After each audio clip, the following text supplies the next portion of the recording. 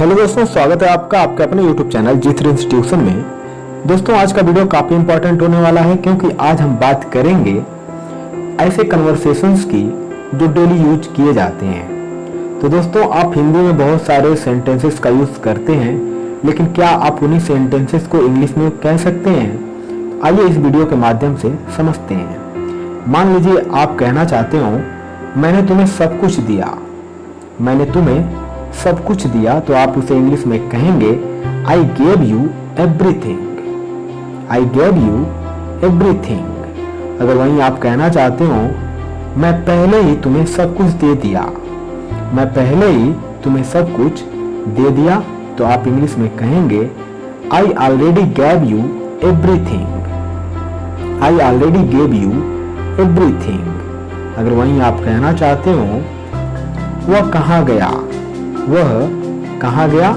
तो आप इंग्लिश में कहेंगे where did he go, where did he गो।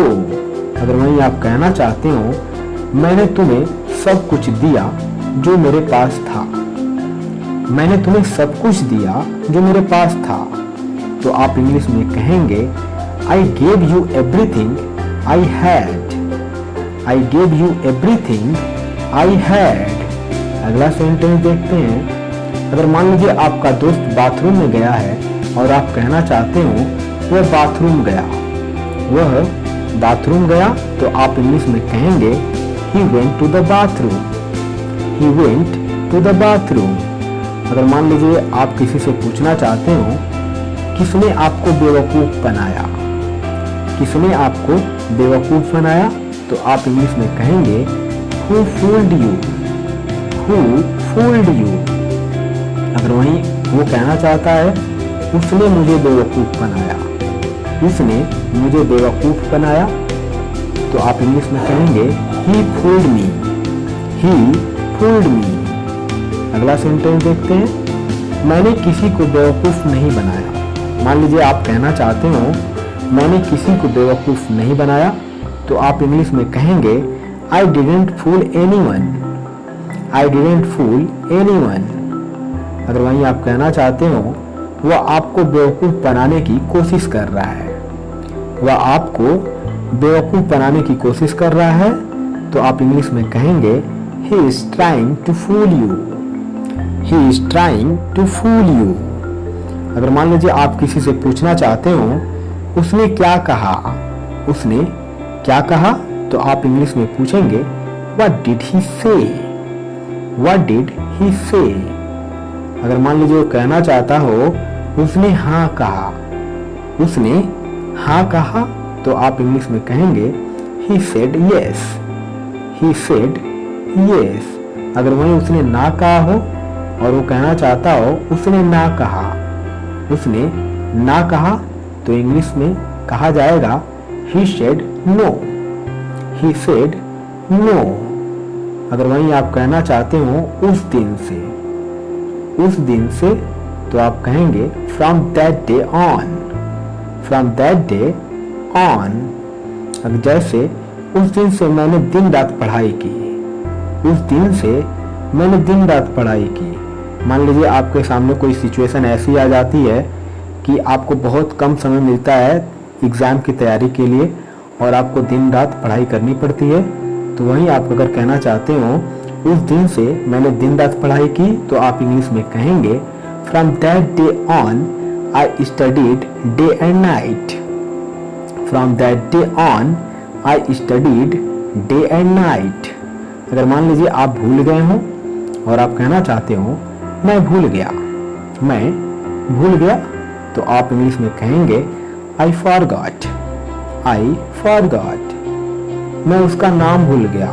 भाई नाम भूलना तो बहुत आम बात होता है, कोई भी किसी का नाम भूल सकता है, जैसा कि मैं खुद ही हूँ। तो वहीं अगर मान लीजिए आप कहना चाहते हो मैं उसका नाम भूल गया, तो आप इंग्लिश में कहेंगे I forgot his name, I forgot his name. अगर वहीं आप कहना चाहते हो मैं अपना फ़ोन लाना भूल गया, मैं अपना फ़ोन लाना भूल गया, तो आप इंग्लिश में कहेंगे I forgot to bring my phone, I forgot to bring my phone.